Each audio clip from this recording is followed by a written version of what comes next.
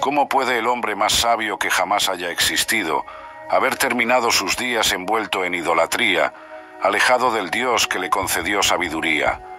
Salomón, el rey que construyó el magnífico templo en Jerusalén, que acumuló tanto oro que la plata perdió valor en sus tiempos y que recibió sabiduría directamente del Creador, concluyó su vida erigiendo altares para divinidades paganas.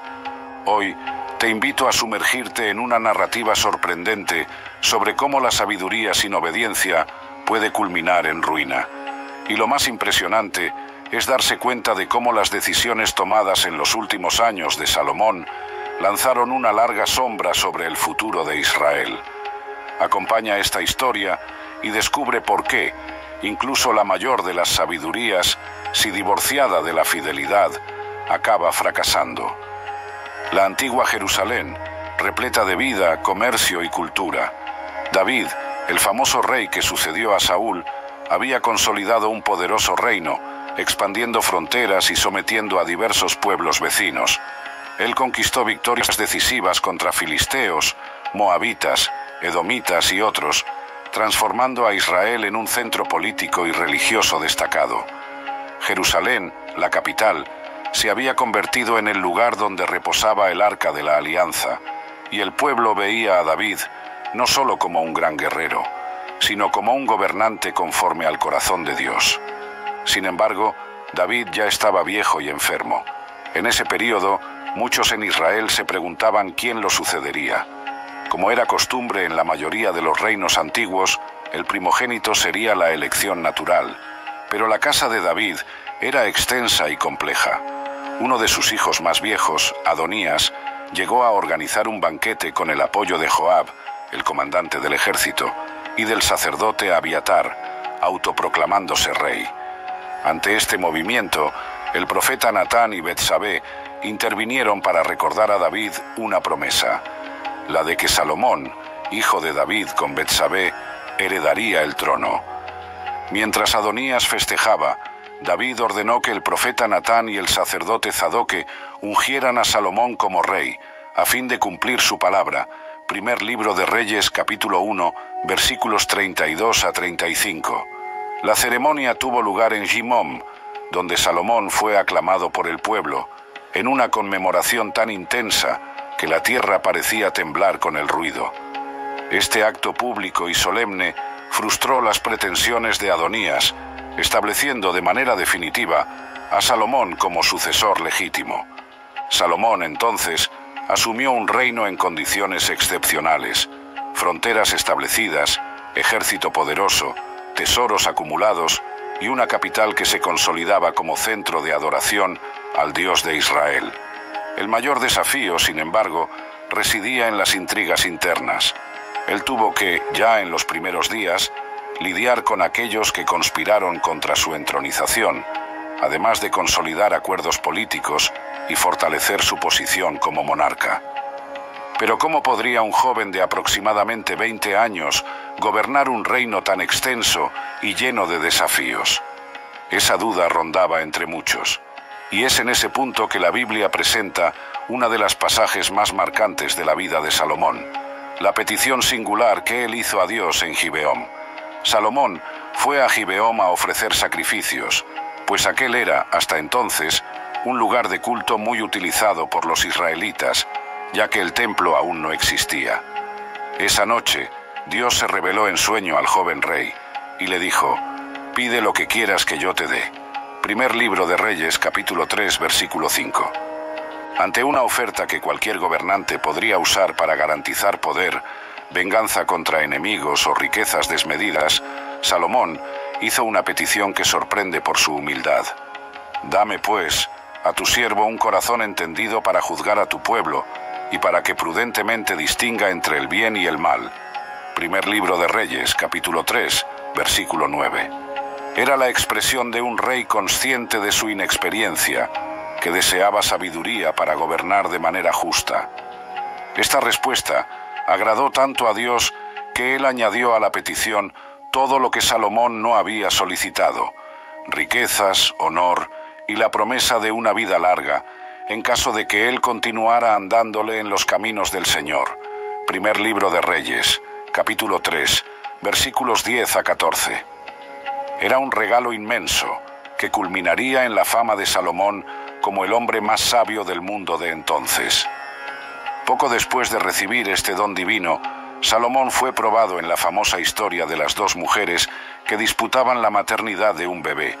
Primer libro de Reyes, capítulo 3, versículos 16 a 28. Sin pruebas ni testigos, él sugirió que se partiera al niño por la mitad, observando cuál de las dos renunciaría al bebé para salvarle la vida. La verdadera madre, movida por compasión, renunció a su hijo para salvarle, revelándose así.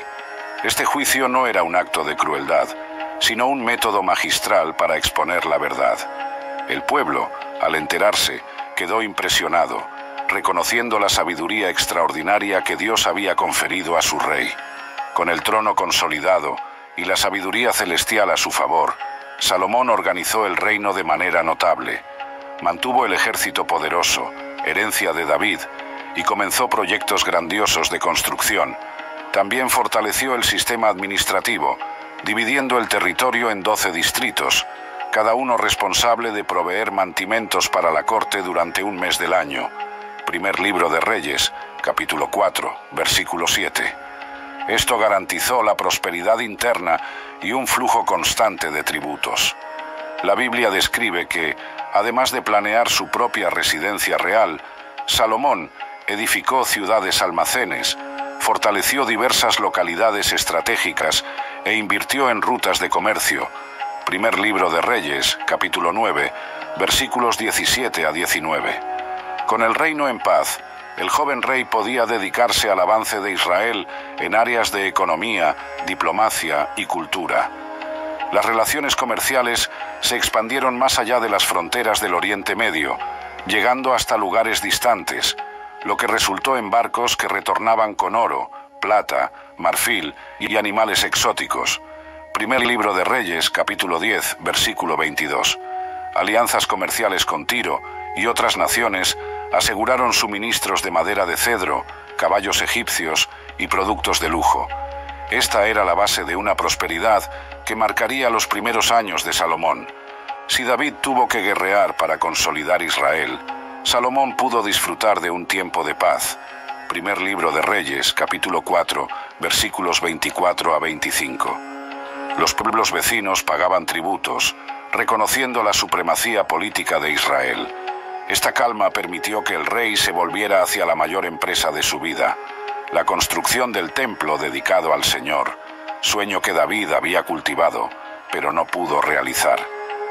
La edificación del templo de Jerusalén representa uno de los ápices del reinado de Salomón. David había expresado el deseo de construir una casa para el Señor, pero Dios no le permitió hacerlo, pues David había luchado muchas guerras. Primer libro de Crónicas, capítulo 22, versículos 7 y 8. Así, la misión recayó sobre Salomón. En el 4º año de su reinado, Salomón comenzó la construcción. Primer libro de Reyes, capítulo 6, versículo 1. Encargó cedros al rey Hurón, de Tiro, que fuera aliado de David, y movilizó una fuerza de trabajo impresionante. 30.000 hombres que se turnaban para trabajar en el Líbano, 70.000 cargadores, 80.000 cortadores de piedra y 3.300 jefes de obras. Primer libro de Reyes, capítulo 5, versículos 13 a 16. Las piedras eran talladas en las canteras y llegaban listas al lugar, de modo que no se oía ruido de martillo en el taller. Primer libro de Reyes, capítulo 6, versículo 7.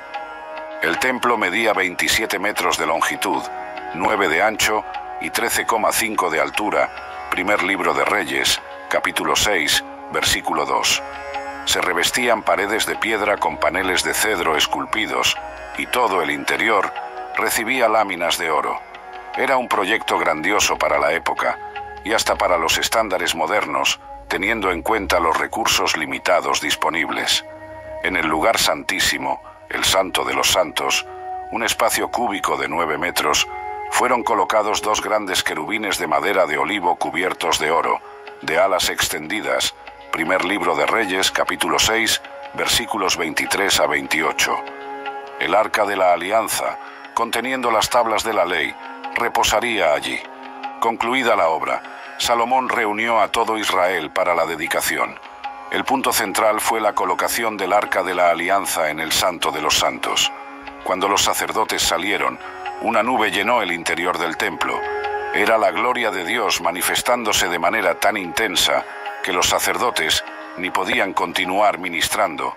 Primer libro de Reyes, capítulo 8, versículos 10 a 11. Emocionado, Salomón hizo una larga oración, reconociendo que ni los cielos pueden contener a Dios, mucho menos aquella construcción. Primer libro de Reyes, capítulo 8, versículos 22 a 53. La fiesta de dedicación duró 2 semanas, con sacrificios incontables, y al final, el pueblo regresó a sus casas, desbordando alegría. Después de la construcción del templo, Salomón vivió años de esplendor, marcados por prosperidad inigualable. La riqueza de Israel crecía tanto que el texto bíblico señala que el rey convertía la plata en Jerusalén como piedras. Primer libro de Reyes, capítulo 10, versículo 27. Tan grande era la abundancia de oro que llegaba de diversas partes del mundo.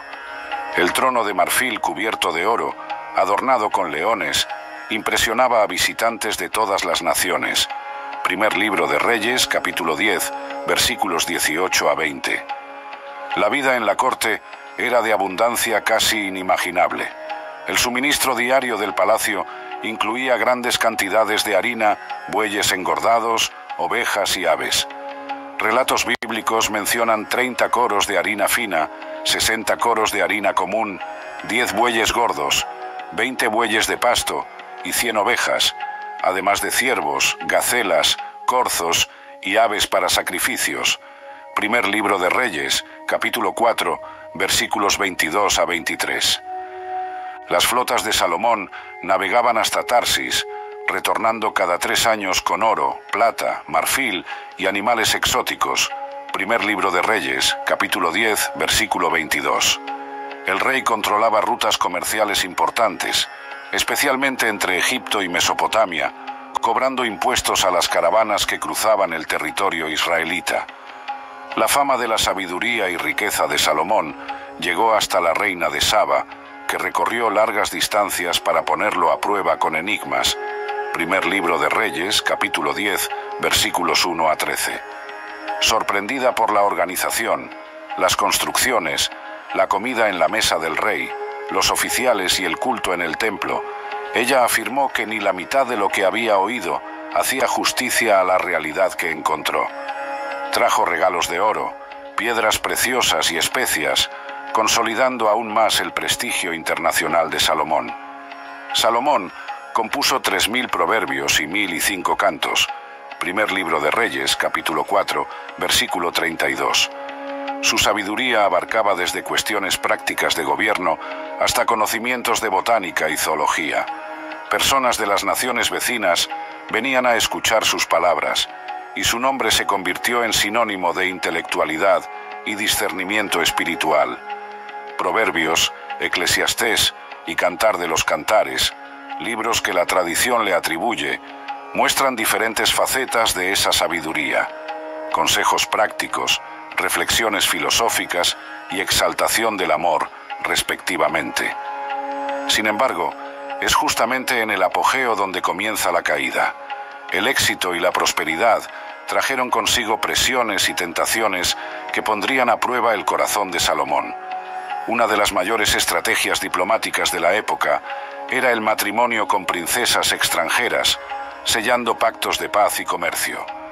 Ante esto, Salomón hizo múltiples alianzas y se casó con diversas mujeres de linaje real. Entre los primeros matrimonios políticos de Salomón está aquel con la hija del faraón de Egipto, primer libro de Reyes, capítulo 3, versículo 1. Este gesto fue una ruptura de paradigma, pues en el pasado los israelitas habían sido esclavos en Egipto. Ahora, Salomón pasaba a tener al faraón como suegro, garantizando relaciones comerciales privilegiadas y estabilidad diplomática. Con el tiempo, estas alianzas se multiplicaron. Moabitas, amonitas, edomitas, sidonias, hititas, Prácticamente todos los pueblos de la región buscaban acuerdos con Israel, y tales acuerdos, conforme a la costumbre de la época, se consolidaban por medio de matrimonios reales.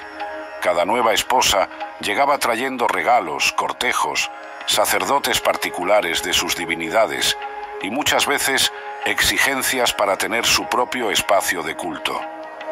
La ley de Moisés advertía claramente sobre mezclarse con pueblos que adoraban dioses extraños, Deuteronomio 7, 3 y 4. También había orientaciones específicas para los reyes de Israel, Deuteronomio 17, 17, para que no multiplicaran mujeres, a fin de que sus corazones no se desviaran. Salomón, en su sabiduría política, ignoró estas instrucciones divinas, creyendo aparentemente que conseguiría gestionar tales influencias sin daños a su devoción al Dios de Israel. La Biblia registra un número impresionante: 700 esposas de sangre real y 300 concubinas. Primer libro de Reyes, capítulo 11, versículo 3. No se trataba solo de relaciones personales, sino de una enorme red de acuerdos diplomáticos y comerciales.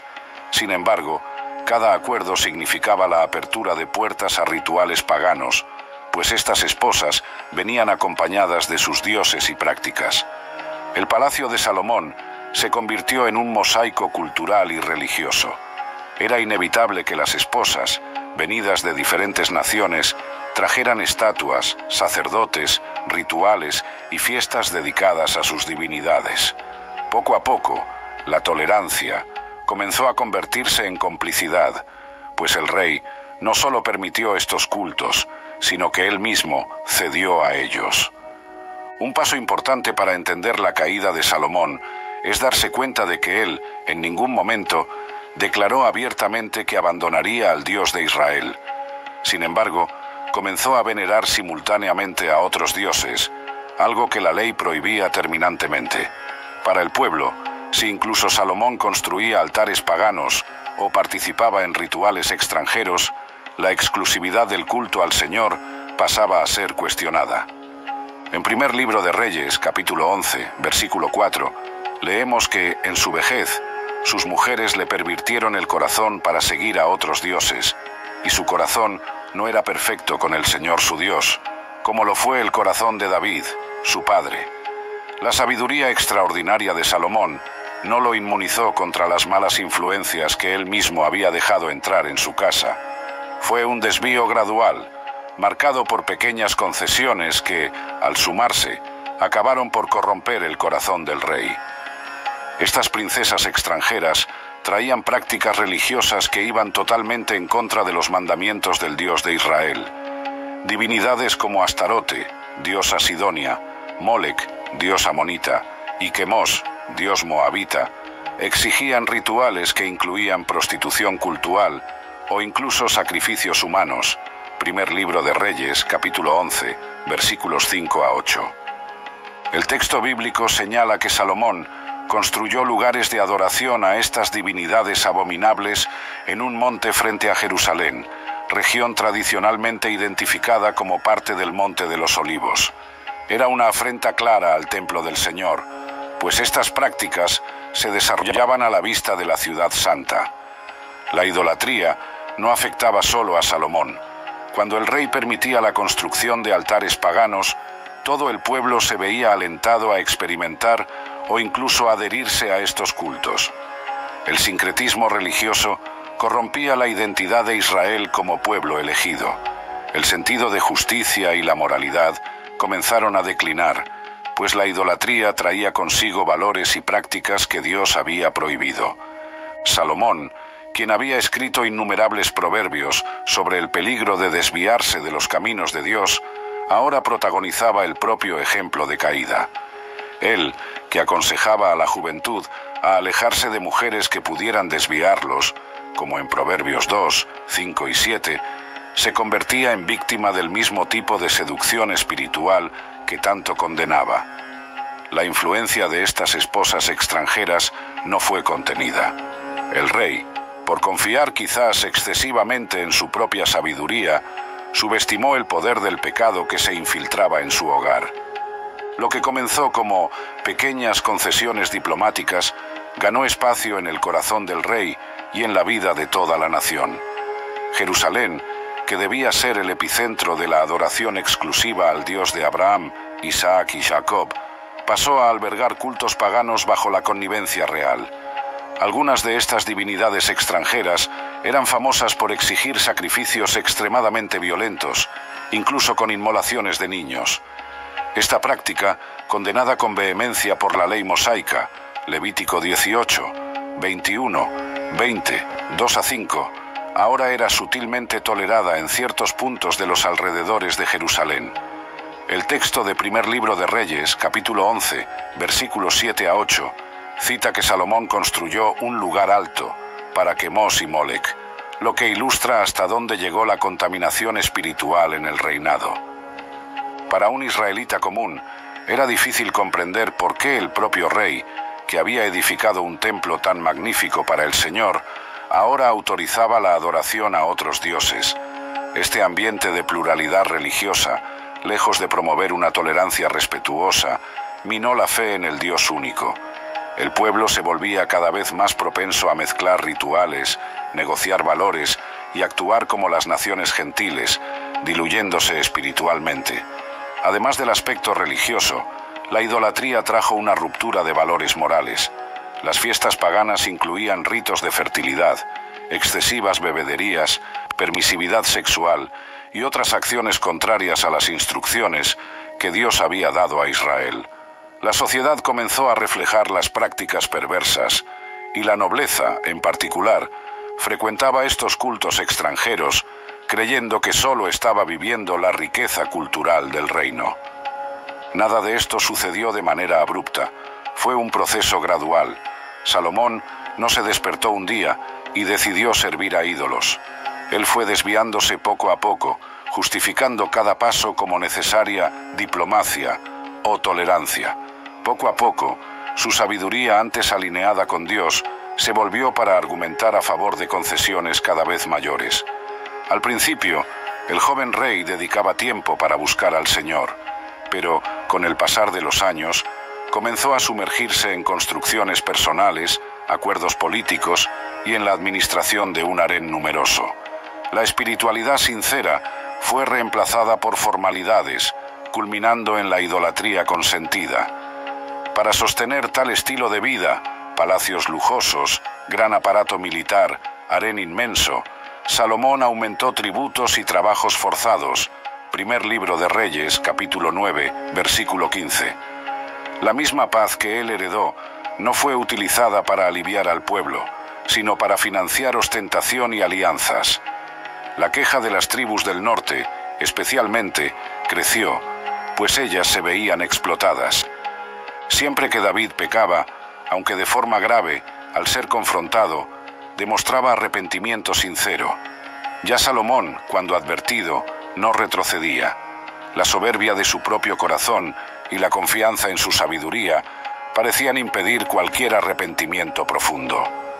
Dios no permaneció en silencio ante el desvío del rey. Las Escrituras relatan que el Señor apareció 2 veces a Salomón, una en Gibeón, Primer Libro de Reyes, capítulo 3, y otra tras la dedicación del templo, Primer Libro de Reyes, capítulo 9, versículos 2-9. En la segunda aparición, Dios dejó claro que si Salomón o sus descendientes se alejaban de sus mandamientos y adoraban a otros dioses, Israel sería arrancado de la tierra y el templo se convertiría en motivo de burla. Cuando Salomón ya estaba avanzado en edad, el profeta Abías de Silo surgió para traer un mensaje duro. Por causa de la idolatría del rey, el reino sería dividido. Primer Libro de Reyes, capítulo 11, versículos 29-39. La profecía decía que 10 tribus serían entregadas a Jeroboam, y solo una tribu, además de Benjamín, que se uniría a Judá, permanecería con la descendencia de David, para que la promesa divina a David se mantuviera. Este acto profético fue ilustrado cuando Abías rasgó su capa en 12 pedazos, entregando 10 a Jeroboam. Además de Jeroboam, surgieron otros adversarios externos, conforme relata Primer Libro de Reyes, capítulo 11, versículos 14-25. Hadade, el edomita, Huyó a Egipto cuando David conquistó Edom, pero ahora volvía como enemigo de Salomón. Rezom, hijo de Eliada, se estableció en Damasco, convirtiéndose en otro espino en las fronteras del norte de Israel. Estas amenazas indicaban que la tan celebrada paz estaba rompiéndose. Eran señales de que el favor divino, antes abundante, estaba retirándose. Al oír sobre la profecía de que Jeroboam recibiría 10 tribus, Salomón intentó matarlo. Primer libro de Reyes, capítulo 11, versículo 40, revelando aún más cómo su corazón se había endurecido. En lugar de arrepentirse, quiso eliminar a aquel que representaba la ejecución del juicio de Dios. Jeroboam acabó huyendo a Egipto, donde aguardaría el momento de volver. Es profundamente irónico ver a aquel que fue el hombre más sabio del mundo caer en trampas tan claras. La idolatría creció al lado de una rigidez en el corazón de Salomón. Él confiaba en sus propios argumentos para justificar sus actos, ignorando las advertencias divinas. Si antes él escuchaba al Señor, ahora parecía rodearse de consejeros que aprobaban sus decisiones. Profetas fieles probablemente eran apartados o silenciados, y el rey se acostumbró a la adulación, sumido en una corte que atendía más a los deseos de sus esposas y a las presiones políticas que a la ley de Dios. Muchos estudiosos defienden que el libro de Eclesiastés fue escrito al final de la vida de Salomón. En él leemos palabras que parecen de un hombre amargado, que probó de todas las cosas, pero se encontró sin rumbo. Vanidad de vanidades, dice el predicador. Vanidad de vanidades, todo es vanidad. Eclesiastés 1:2. El autor declara haber buscado sabiduría, placeres, riquezas, grandes obras, pero descubrió que todo era como correr tras el viento. Eclesiastés 2:11. Esta percepción puede demostrar cierto arrepentimiento, aunque tardío. Al fin y al cabo, concluye: teme a Dios y guarda sus mandamientos, porque esto es el deber de todo hombre. Eclesiastés 12:13. Los profetas que Dios levantó para alertar al rey no eran escuchados. La cultura profética de Israel siempre se opuso a la idolatría y la injusticia, pero Salomón no mostraba signos de cambio. Con cada nuevo aviso, la reacción del rey era de resistencia. Así como los faraones y otros monarcas paganos, él parecía querer controlar todo por la fuerza, sin someterse a la voluntad divina. El peso de los impuestos y los trabajos forzados, exigidos para mantener el lujo y las construcciones, comenzó a generar murmullos entre las tribus, sobre todo en el norte. Las tribus de Efraín, Manasés y otras se sentían sobrecargadas y poco representadas. La unificación política que David había logrado amenazaba con desmantelarse. Jeroboam, citado por el profeta Abías, pasó a ser visto como esperanza de cambio para aquellas tribus insatisfechas. Una profecía legítima, asociada al anhelo de menos impuestos, hizo que su nombre se volviera más relevante de lo que Salomón quisiera.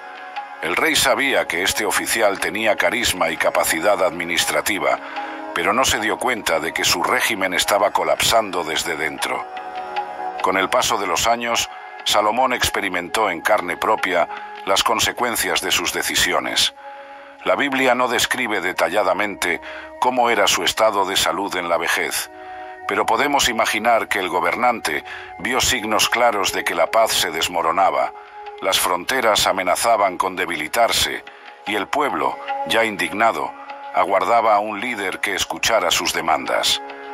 Al leer el libro de Eclesiastés, percibimos a un autor consciente de que la sabiduría humana tiene límites y de que los placeres y conquistas terrenales son insuficientes para satisfacer el corazón.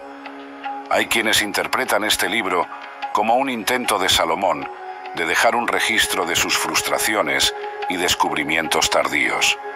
Sin embargo, no tenemos prueba de que él haya regresado a un arrepentimiento pleno y público, como David en sus salmos de confesión, Salmo 51, por ejemplo. El hijo de Salomón, Roboam, no demostraba poseer la misma sabiduría que su padre en los primeros años. Esto despertaba la duda: ¿quién gobernará Israel cuando Salomón se vaya? ¿Y qué rumbo tomará la nación? Las profecías de división del reino ignoradas por Salomón, estaban a punto de concretarse de forma irreversible. Hadade, Rezón y Jeroboam simbolizan el detonante de una rebelión mayor. Sus conflictos minaban la seguridad en las fronteras y ejercían presión sobre Salomón. Era solo cuestión de tiempo hasta que el rey, sobrecargado de problemas internos y externos, sucumbiera a su propia negligencia espiritual. La grandiosa prosperidad de antaño comenzó a desgastarse. Grandes proyectos e innumerables esposas exigían pesados impuestos. Las tribus, antes unidas, ahora susurraban sobre injusticias e idolatrías que fluían desde el propio palacio. El riesgo de una ruptura inminente se volvía palpable. Después de las 2 apariciones divinas y de los mensajes proféticos, no vemos más registro de diálogo entre Dios y Salomón. Es como si el Señor se hubiera callado, dejando que el rey cosechara los frutos de sus actos. Este silencio es elocuente. Cuando insistimos en seguir caminos de desobediencia, Dios, en ciertos momentos, permite que sintamos el peso de nuestras decisiones. En la tradición bíblica se atribuye a Salomón, además de muchos proverbios, los libros de Eclesiastés y Cantar de los Cantares. Mientras este último exalta el amor entre el novio y la novia, también interpretado como representación del amor divino, Eclesiastés trae reflexiones sobre el sentido de la vida y la efímera naturaleza de las conquistas. Cuando el autor de Eclesiastés dice, «Vanidad de vanidades, todo es vanidad», él describe el vacío que sintió al buscar satisfacción en riquezas, poder, placeres y sabiduría humana. Eclesiastés 1-2. El libro tiene un tono reflexivo, casi melancólico, pero realista. ¿Sería este el retrato de un rey que al final de su vida vio que la sabiduría sin fidelidad no salva a nadie? El punto culminante de Eclesiastés aparece en su capítulo final, cuando concluye que la verdadera sabiduría está en temer a Dios y guardar sus mandamientos. Eclesiastés 12:13. Esta afirmación resume la gran lección que Salomón aprendió, o al menos reconoció en palabras. Desafortunadamente, el daño ya estaba hecho en el reino, y sus últimas reflexiones llegaron tarde para revertir las consecuencias de tantos años de idolatría. Salomón reinó durante 40 años. Primer libro de Reyes, capítulo 11, versículo 42. Cuando murió, fue sucedido por Roboam, y los problemas que se venían acumulando estallaron de inmediato. Las tribus del norte reclamaron alivio de los impuestos y trabajos forzados, pero Roboam, aconsejado por jóvenes inexpertos, decidió aumentar aún más el yugo. En consecuencia, las 10 tribus del norte se separaron y constituyeron un reino propio bajo Jeroboam. Primer libro de Reyes, capítulo 12. Este cisma resultó en la formación de 2 naciones, el reino de Judá, con la tribu de Judá y buena parte de Benjamín, y el reino de Israel, con las otras 10